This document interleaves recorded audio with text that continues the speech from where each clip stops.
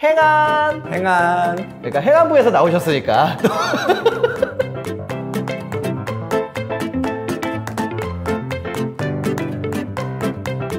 네, 안녕하세요. 반갑습니다. 신사임당입니다.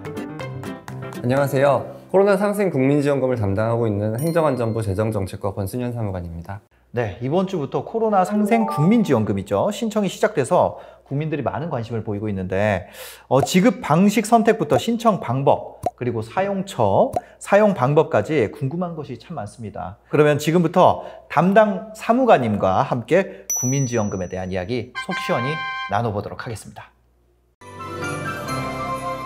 먼저 국민지원금이 뭔지 좀 여쭤보고 싶은데, 이번에 지급하는 국민지원금도 지난번에 나왔던 긴급재난지원금처럼 소비를 활성화하는 취지죠?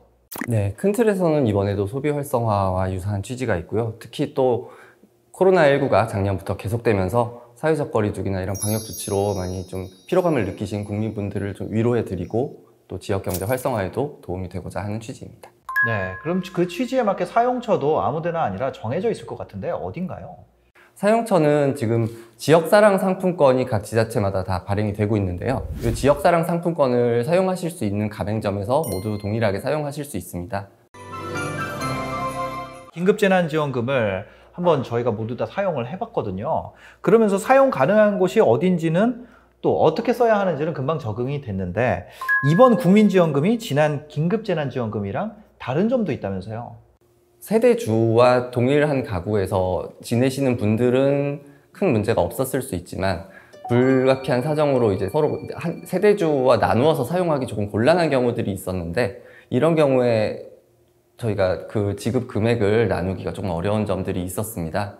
이런 점들을 고려해서 저희가 이번에는 성인이라면 개인이 직접 신청하고 지급받는 방식으로 변경하였습니다.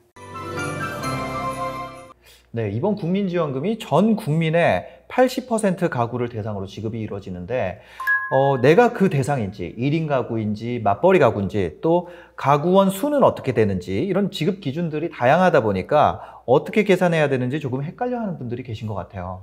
네, 기본적으로 가구라는 개념이 주민등록 세대하고는 완벽하게 일치하지가 않기 때문에 그런 부분에 있어서 내 가구원이 몇 명인가 이런 부분들을 조금 헷갈리실 수 있을 것 같은데요. 저희가 그런 걸 이제 좀 쉽게 설명해 드리기 위해서 사례를 준비해 봤습니다. 첫 번째 사연을 먼저 읽어보도록 하겠습니다. 대전에서 살고 있는 부부인데요. 자녀 한 명은 서울에서 대학교 재학 중이고, 그리고 수원에 살고 있는 소득 없는 부모님 두 분이 건강보험 피부양자로 등록되어 있습니다. 이런 경우 가구원 수를 어떻게 계산해야 하나요? 이런 사연이거든요. 네, 이런 경우를 저희 가구 구성 기준과 함께 설명을 좀 드리도록 하겠습니다. 일단 기본적으로 가구는 주민등록을 먼저 기반으로 형성이 됩니다. 그래서 지금 이분들 같은 경우는 대전에서 살고 계신 부부이시기 때문에 먼저 일단 2인이 편성이 될 거고요. 그 다음에 이제 자녀 한 분이 서울에서 대학교에 재학 중인데, 만약에 이 자녀가 부모님의 건강보험 피부양자라면 이 자녀까지 포함해서 계산이 됩니다. 그런데 같은 건강보험 피부양자라고 하더라도 부모님은 조금 얘기가 다른데요. 어르신분들 같은 경우는 고향에서 이제 홀로 계시거나 이렇게 자녀분들과 같이 살고 계시지 않더라도 저희가 국민지원금에서 빠지는 일이 없도록 이런 분들은 따로 계산을 하기로 했습니다. 그래서 부모님 같은 경우는 건강보험 피부양자라고 하더라도 같은 가구로 계산이 되지 않습니다. 그럼 부모님 가구는 따로 또 계산이 되는 건가요? 그렇습니다. 아, 네, 그렇군요. 그러면 두 번째 사연으로 넘어가 보도록 하겠습니다. 두 번째 사연은요, 건강보험 지역가입자입니다. 2019년도에 비해 2020년에 소득이 많이 감소했는데 건강보험료에는 이러한 사항이 반영되지 않아 지급 대상자에 포함되지 못했습니다. 이럴 때는 어떻게 해야 할까요? 저희가 건강보험료를 기준으로 지급 대상 가구를 선정을 했는데요. 그런데 지역가입자 같은 경우는 이제 자영업자분들 5월에 종합소득세 신고하시고 그런 절차들이 다 끝나고 나서 연말에야 그 작년 소득이 반영이 될 수가 있거든요. 그렇기 때문에 지금 현재로서는 지역가입자는 2019년 소득을 기반으로 건강보험료가 책정이 되어 있기 때문에 최근의 소득을 좀 반영하지 못하는 문제가 있어서, 이런 경우는 본인의 소득 감소 사실, 그리고 올해 이제 종합소득세 신고를 하신 다음에 이의 신청을 하시면 2020년도 소득을 반영하여서 다시 대상자 결정을 받으실 수 있습니다. 이번에 또 한 가지 궁금한 점이 있습니다. 6월 30일 이후에 이사한 경우에는 어디에 신청을 해야 되나요? 네, 저희 코로나 상생 국민지원금은 2021년 6월 30일을 기준으로 하고 있기 때문에 6월 30일 당시에 살고 계시던 지역에서 신청하시고 사용하시는 것이 원칙입니다. 그런데 이제 이사를 하신 경우에는 이사 전 지역으로 다시 돌아가서 신청을 하고 또 그 지역에서 사용을 해야 한다는 게 현실적으로 조금 어려우실 수 있기 때문에 저희가 이런 경우는 카드사를 통해서 온라인으로 신청을 하신 경우에는 전입 신고를 하신 이후에 똑같이 카드사를 통해서 사용 지역만 변경하실 수 있도록 했습니다. 또 하나는 지역사랑 상품권이나 선불카드로 받고 싶으신 경우도 있습니다.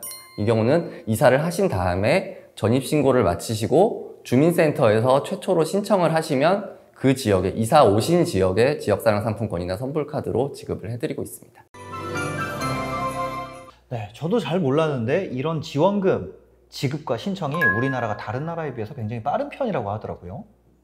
네, 미국 같은 경우는 이제 현금 계좌가 없는 분들에게는 우편으로 수표를 발송하고 이런 부분에서 좀 시간적으로 지연되는 경우가 많았다고 합니다.